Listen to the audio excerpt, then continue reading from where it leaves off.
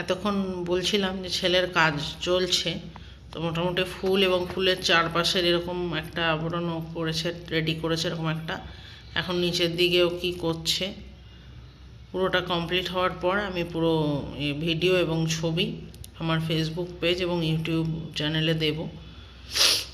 আর এখন চলছে এখানে কাজ, এখনও কাজ শেষ হয়নি, জানি না কতক্ষণ আর লাগবে ওর।